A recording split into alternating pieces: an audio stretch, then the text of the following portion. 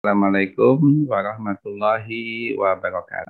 Selamat pagi, bapak-bapak, ibu-ibu, adik-adik, mahasiswi, mahasiswa. Hadir di sini saya lihat banyak ya yang dari Jogja, Surakarta, DIY, Banten, Cilacap.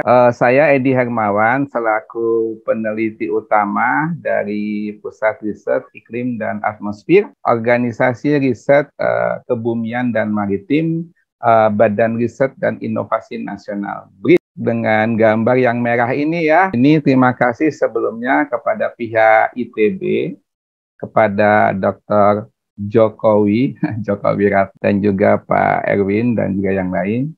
Juga tadi wakil dari ITB. Kalau lihat dari gambar ini sekilas memang beritanya heboh ya. Kemarau 2023 diprediksi datang lebih awal. Yang kedua, 2023, 2022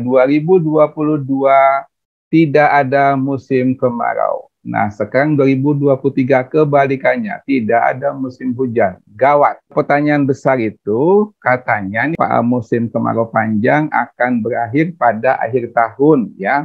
Bahkan mungkin diindikasikan akan terus berlanjut di awal tahun. Ini sangat-sangat bombastis menurut hemat saya ya. Apakah seperti itu? Yuk kita lihat pada slide berikutnya. Ini udahlah latar belakang saya ya. Saya S1 IPB, S2 Kyoto, ketiga Kyoto ya. Tapi sebelum saya mulai, saya ingin membuat satu disclaimer ya. Apa yang saya sajikan webinar ini adalah murni hasil analisis saya menyadari adanya satu badan resmi yang memang telah ditunjuk pemerintah masalah ini, yakni BMKG. Jadi saya sangat respect ya. Terima kasih yang sebesar-besarnya atas tim kerja BMKG yang senantiasa berusaha semaksimal mungkin memberikan layanan informasi ke masyarakat. Di sini sekali lagi saya hanya ingin berbagi ilmu, berbagi pengalaman kepada adik-adik yang ada di perguruan tinggi khususnya ITB, IPB dan yang lain gitu ya, atau pihak-pihak yang memang tertarik dengan masalah kebencanaan hidroklimat di Indonesia. Harapan saya semoga apa yang saya sajikan, saya sampaikan akan menambah wawasan kita dalam memahami khususnya terkait dengan isu El Nino is back katanya gitu ya. El Nino is coming. Selamat menyaksikan dan terima kasih. Tertanda Edi Hermawan. Oke, saya lanjutkan ya. Inilah apa yang kita lihat di salah satu website ini ya.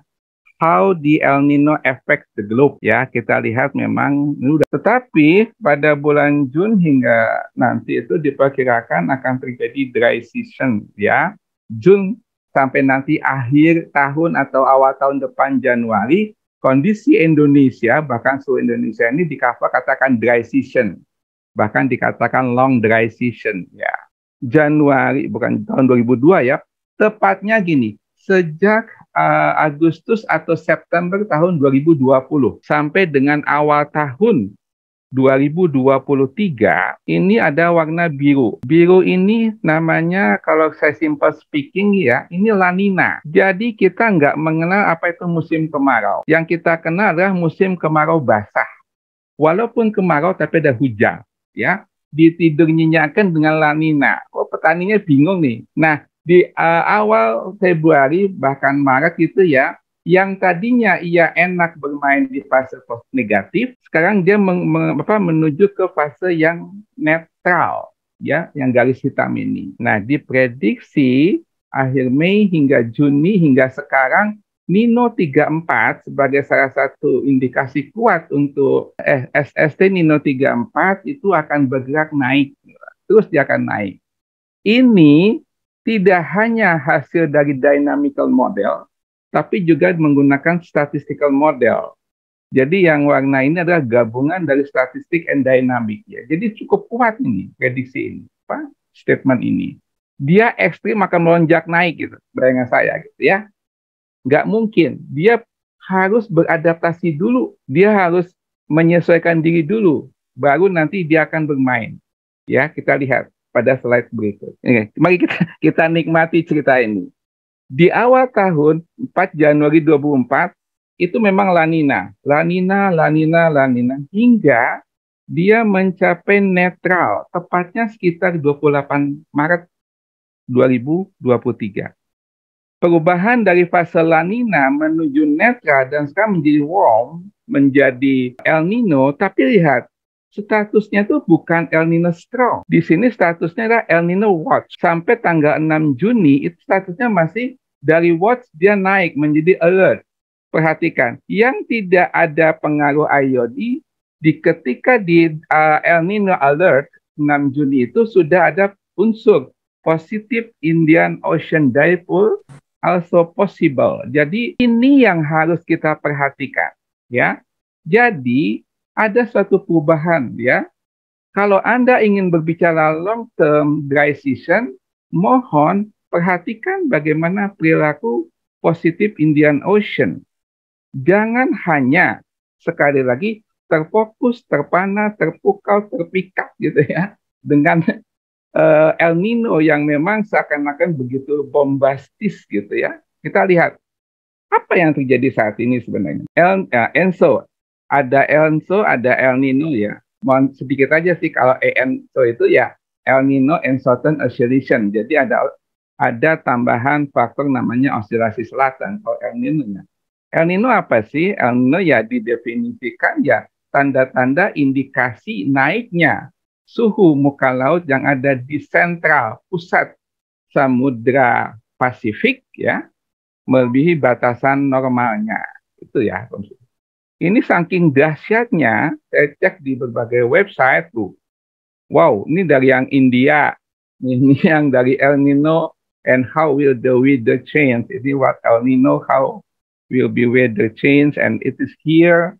El Nino could be strong, hurricane season impact gitu kan. Ada super El Nino bahkan sini ya. Kalau kita nggak paham, kita pasti akan terkecoh nih. Kita pasti akan berpikir, wow, tahun ini dahsyat banget ya kemaraunya gitu ya. El Nino is coming, El Nino is coming. Wah, semua bicara tentang itu. El Nino declare ya, 30 storm UK dan sebagainya. Karena memang El Nino ini walaupun dominan di ekuator, tapi impact-nya itu bahkan ke Amerika, ke UK, dan sampai semua kawasan. Nah, coba kita lihat apa sih yang dikatakan oleh CPC, jadi Climate Prediction Center, El Nino atau Southern Oscillation and so itu di analysis discussion. Jadi sekali lagi penekanannya adalah mohon kita merefer kepada lembaga-lembaga internasional. Jadi jangan membuat definisi sendiri. Ya, kalau bagus sih nggak apa-apa. Kalau salah gimana? El Nino condition are present and are expected to gradually strength to the Northern Hemisphere winter 2023-2024. Jadi ini yang dikatakan ENSO alert. Jadi apa yang dikatakan CPT, apa yang dikatakan pihak POAMA itu sama. Jadi alert, tapi di sini di POAMA itu mengatakan bahwa hati-hati karena ada indikasi positif dipole udah bergerak naik. Nah inilah. Di sisi lain memang ada si ENSO, recent evolution, the current status and prediction ya. Ini tetap mereka mengatakan ini El Nino watch. Ya, karena memang diupdate pada tanggal 5 Juni tahun 2020. Jadi memang transition dari ENSO to Netra expected not performance. Ya ini udahlah, nanti kita lihat begini ya. Nah, inilah kalau kita lihat. Halo, BMKG kelas 1 Bandung memantau ya, tapi tiap daerah tentu saja beda-beda awal musim kemaraunya. Jadi untuk Kota Bandung sendiri normalnya awal musim kemarau itu di dasarian 3 bulan Mei hingga dasarian pertama bulan Juni. Tapi untuk tahun ini setelah dilihat dari data jumlah curah hujan yang tercatat di Bandung ini sesuai dengan prediksi awal musim kemaraunya maju satu dasarian di mana dasarian kedua itu sudah tercatat jumlah curah hujannya kurang dari 50 mm seperti itu. Masyarakat dan pemerintah daerah pun diimbau untuk mewaspadai kemungkinan terjadinya musim kemarau yang lebih kering dan lebih lama akibat dampak dari fenomena iklim El Nino. Hemat penggunaan air. Jadi memang yang diserang itu dua ya, masalah waduk, tempat menyimpan air, dan juga centralized production center. Jadi pusat-pusat lumbung pangan itu yang paling penting yang harus kita selamatkan. Oke. Nah, begini nih. El Nino tadi tuh ya menyebabkan bakal terjadinya musim kemarau panjang hingga akhir 2023. Pertanyaan gini, apakah hanya El Nino saja sebagai penyebab utamanya? Masa nggak ada yang lain sih kan gitu. Time series daripada perilaku data Nino 34 sebagai parameter utama untuk El Nino mulai Januari 2003 dan prediksinya hingga akhir tahun. Gitu.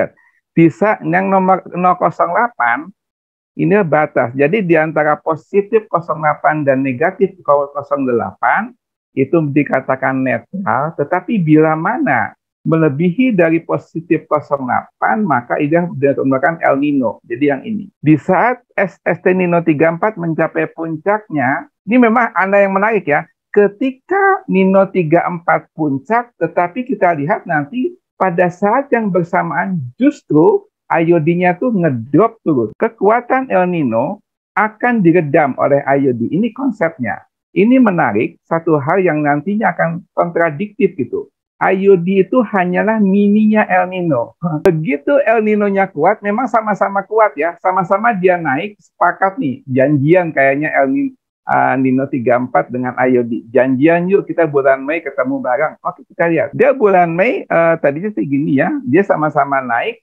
Tapi kita lihat, kalau tadi Nino 34-nya puncaknya di November, tapi puncaknya IOD justru pada bulan Agustus. Di saat mencapai puncaknya Nino 34, tapi pada bulan yang sama November justru IOD-nya turun. Ini hal yang menarik dengan asumsi jika prediksi yang dibuat oleh pihak POAMA, pihak Australia ini benar.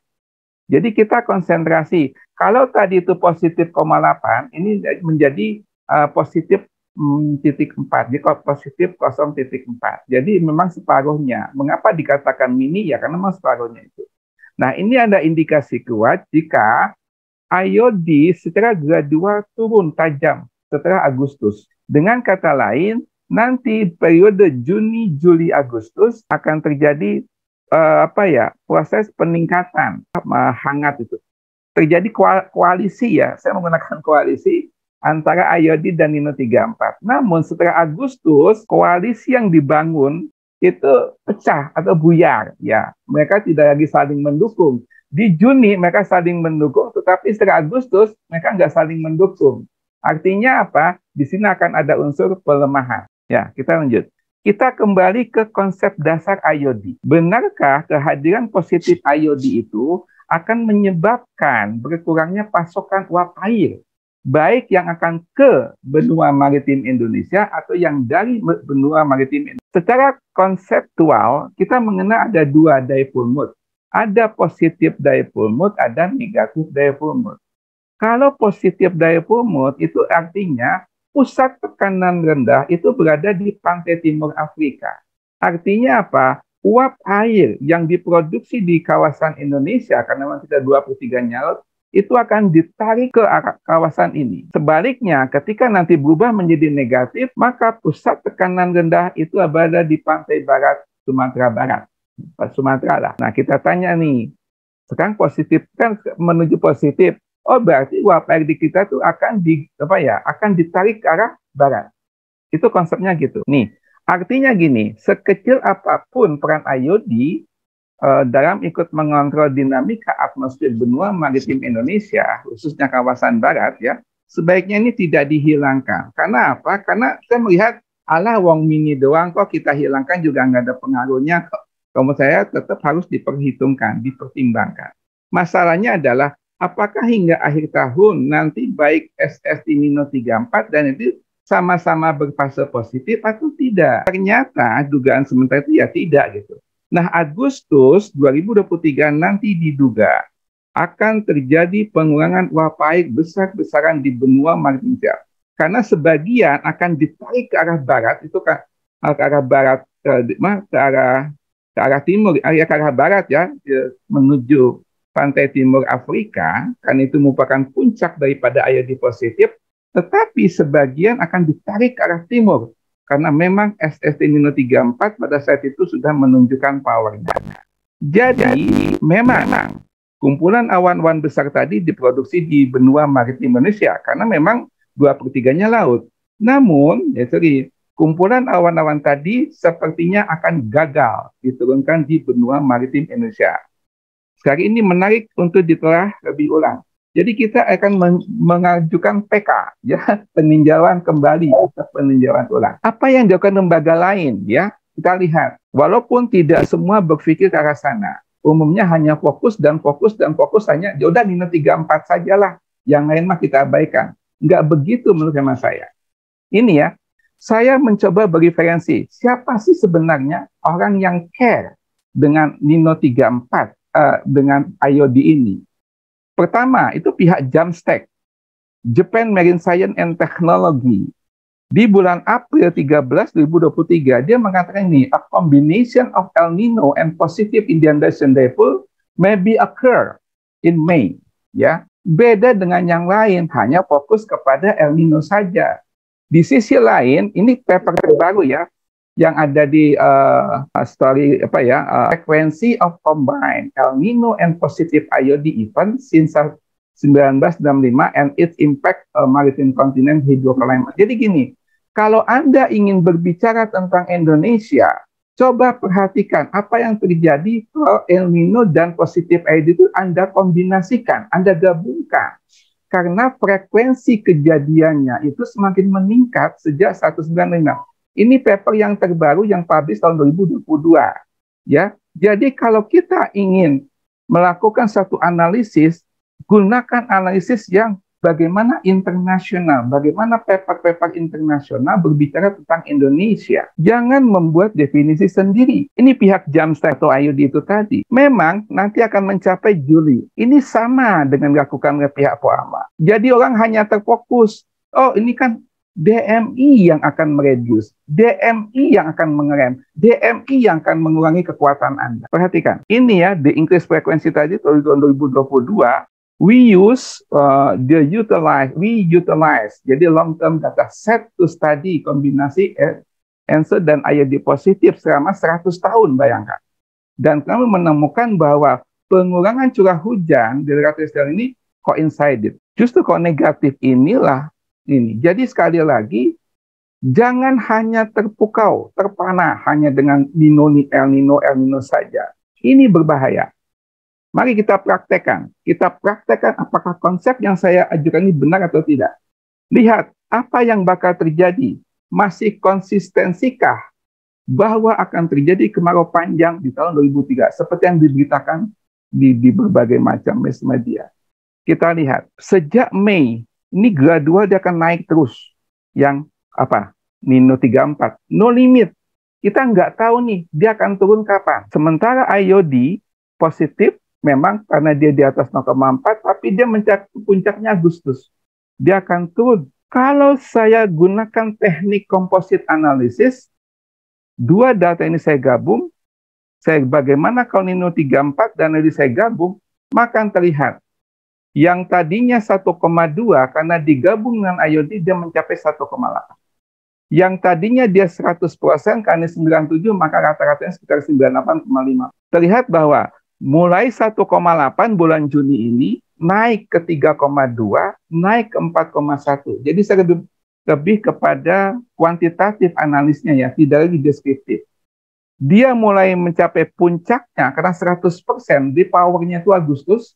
Jadi kalau nanti Juni masih mulai panas, mencapai 4,1, kemudian dia akan turun 3,7, di mana probabilitasnya juga turun 3,4, hanya 100. Walaupun bulan Oktober, November sama-sama 3,4, tetapi kita perhatikan, probabilitasnya dari 95,6 dia menjadi turun 85,6. Sehingga saya nyatakan, hati-hati periode Juli, Agustus puncak, dan September. Agustus-September merupakan titik terlemah, titik yang paling panas untuk Pulau Jawa, khususnya yang ada di daerah istimewa Yogyakarta. Saya coba plot, saya bikin spasial. Saya perhatikan, bulan Juli memang warnanya merah. Karena memang start kemarau itu dari kawasan Nusa Tenggara Timur, Nusa Tenggara Barat, Bali, Jawa Timur, Jawa Tengah, Jawa Barat, dan seterusnya. Sebenarnya, sejak bulan Maret, April itu udah mulai kemarau memang. Ini klimatologis. Pada bulan Juli itu memang tidak sepanas bulan Agustus. Ini Agustus merupakan puncak, warna merah dominan. September pun warna merah masih dominan. Artinya nanti kemarau di Indonesia itu hanya didominasi oleh kawasan-kawasan yang merah ini. Normalnya saja begini, apalagi ada El Nino. Ini yang normal. Jadi Juli, Agustus, September. Ini yang hasil pengamatan kami. Bagaimana ini? Juli, Agustus, September ini critical time. Monsoon sebagai osilasi paling dominan, ini pasti akan terganggu dia. Coba kita fokus ya, bagaimana perilaku indeks monsoon Indonesia beberapa bulan ke depan. Ini yang sedang kami kembangkan. Bagaimana indeks monsoon Indonesia bisa menjawab tantangan tadi. Jadi sekali lagi penekannya jangan hanya terfokus pada Nino 34 saja. Perilaku AUSMI sementara dan impact-nya untuk kawasan yang bertipe curah hujan monsunan seperti Jawa, ini yang kami perhatikan. Bagaimana AUSMI berbicara? Perhatikan, ini data AUSMI. Yang warna merah ini merupakan penyimpangannya untuk rata-rata 5 harian. Yang biru klimatologi. Saat bulan Juli memang dia dapat berada di bawah warna biru. Artinya ini monsunnya menyatakan untuk Pulau Jawa emang ini anginnya lemah. Artinya curah hujannya kecil lah. Juli adalah tidak mungkin dia akan ujuk-ujuk naik. Tidak mungkin. Dia pasti dugaan saya dia akan bermain dekat-dekat dengan warna biru ini. Kotak yang biru ini menyatakan, oh ternyata Jawa Tengah, Jawa Timur sangat efektif dengan AUSMI. Nanti saya akan tunjukkan bagaimana perbedaan antara Jawa Timur dan Pekanbaru yang memang langganan dengan haze, dengan kabut asap tebal. Kita lihat. Kenapa? Pertanyaan gini, kenapa beberapa daerah di kawasan barat Indonesia masih ada hujan? Katanya El Nino is back. Juga kenapa IOD tidak lagi mendukung penuh El Nino setelah Agustus 23? Jika suhu permukaan laut di sekitaran kawasan Indonesia juga ikut berperan. Kita lihat. Kenapa sih masih hujan? Penyebabnya tidak lain dan tidak bukan ada kolam hangat yang biru ini. Ini kolam hangat pada bulan Agustus. Ini yang menyebabkan kawasan kita masih ada hujan. Ini yang terjadi pada bulan Agustus, bahkan menguat. Dan satu lagi, ini yang menguat pada bulan September. Artinya apa? Selama kolam biru ini ada, selama ini pula kolam biru dia akan meredam kekuatan yang merah ini. Kalau saya gabungkan 3 bulan, dan hasilnya seperti ini. Jadi dengan kata lain, tidak mungkin Indonesia dilanda kemarau panjang selama ini mampu meredam kekuatan yang merah. Nah, ini yang saya katakan seperti ini. Inilah, kita perhatikan coba. Kawasan Jawa Timur, Surabaya, bulan Agustus September ya, itu memang masih merah. Tetapi tidak untuk kawasan Pekanbaru yang memang langganan haze, langganan kebakaran hujan. Nah, andaikan skenario bersatunya Nino 34 itu benar, yakni memberikan dampak yang lebih dahsyat, maka hingga akhir Agustus kawasan Jawa Timur itu masih dilanda musim kemarau. Namun untuk kawasan lain, Pekanbaru yang memang langganan dengan kasus kabut asap tebal atau haze atau kebakaran hutan, fire dan sebagainya, itu tidak akan mengalami. Jadi kondisi yang ada di kawasan barat Indonesia yang memang dekat dengan IOD itu tidak akan sama dengan kawasan yang memang dekat dengan El Nino. Bagaimana saya akan membuktikan teori saya di atas? Kita lihat. Ini saya ambil misalnya apa nih? Surabaya. Perhatikan saya ambil bulan Juni. Ada warna biru, ada warna merah lingkaran sebelah kanan ini. Yang menyatakan itu sunny days, hari-hari cerah, 19. Saya ngambil speaker segini. Untuk kawasan Surabaya, sejak bulan Juni, memang ada indikasi sunny days-nya itu, harinya, hari panas saja, itu di hari cerah itu, dari 19 bulan Juni, dia naik ke 22. Dia naik ke 30, dia naik ke 30, kemudian dia akan turun ke 24. Artinya apa? Puncaknya di Surabaya kemarau itu ya Agustus atau September. Tetapi Oktober sudah mulai adanya warna biru, rain atau snow days. Sejak akhir Oktober atau awal November, maka kawasan Surabaya diprediksi sudah akan mulai turun hujan. Tidak akan dilanda kemarau panjang. Sampai kapan? Sampai akhir tahun, Desember, bahkan berlanjut sampai Januari, Februari, Maret. Hal ini berbeda ketika saya terapkan untuk kawasan mana? Pekanbaru misalnya. Pekanbaru ini bulan Juni memang ada hari di mana kemarau itu ada. Tetapi yang biru ini hujannya itu dia juga mulai nampak. Nah di sini ya kawasan tadi Juli Agustus untuk Surabaya warnanya merah, tapi beda untuk kawasan yang ada di Pekanbaru. Ini mengindikasikan bahwa IOD sudah mulai menunjukkan kekuatannya. Dia akan mengkontrol apa yang terjadi di kawasan barat Indonesia. Sekali lagi, jika basisnya hanya Nino 34 semata, kita akan terkecoh. Ini sudah saya buktikan. Saya buktikan memang justru Pekanbaru di sini, yaitu Pekanbaru masih banyak lightning, masih banyak hujan.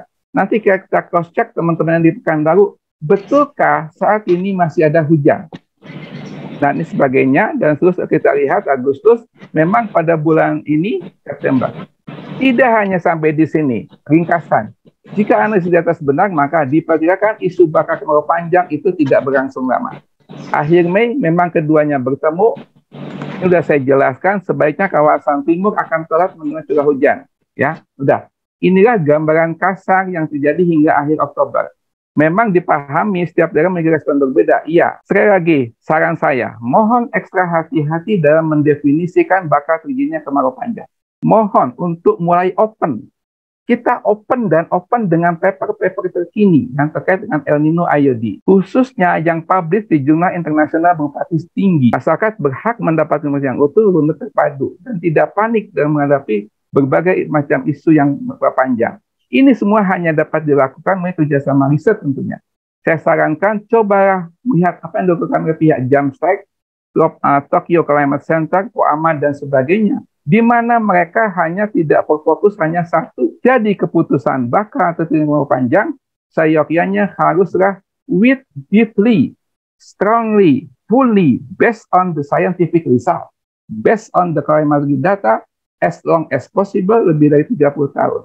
Nah, yang terakhir ini, sekali lagi, kami, ITB dan kami sedang mengembangkan apa namanya ANN, Artificial Network, yang dikombinasikan dengan teknik ARIMA. Ini yang konvensional, ini yang modern. Ya, apa yang terjadi? Hibrid. Perhatikan, kalau hanya ARIMA saja ya seperti ini. Dia hanya memprediksi hanya 5 bulan ke depan. Kalau hanya ANN saja ya seperti ini. Tetapi kalau ini kami gabungkan ANN ARIMA, kami bisa memprediksi bagaimana terjadi 8 bulan ke depan dengan tingkat kolerasi di atas hampir di atas 0,9. Prediksi kami lebih akurat, lebih ini, karena menggabungkan yang modern dengan yang tradisional. Kami mencoba membuat prediksi. Sejak bulan Juni, Juli, Agustus 23, semuanya berada pada kondisi yang normal netral. Karena dia masih berada jauh di bawah minus 0,8. Ini yang mestinya menjadi bahan pertimbangan kita. Sebelum kita memutuskan apakah itu kemarau panjang atau tidak. Nah, final statement adalah perlu ekstra hati-hati menyatakan tidak kemarau panjang. Karena masih banyak parameter yang harus kita pertimbangkan. Ya, mohon maaf dengan segala kerendahan hati saya sampaikan jika MK panjang tahun ini sepertinya tidaklah sedahsyat yang kita bayangkan. Memang indikasi ke arah terbentuknya El Nino sudah dimulai sejak akhir Mei, awal Juni. Namun tidak akan berlangsung lama. Karena akhir Oktober atau awal November, sebagian wilayah Indonesia, terutama yang bertipe tipe curah hujan monsunal, itu akan sudah mulai diguyur dengan hujan, walaupun rintik-rintik.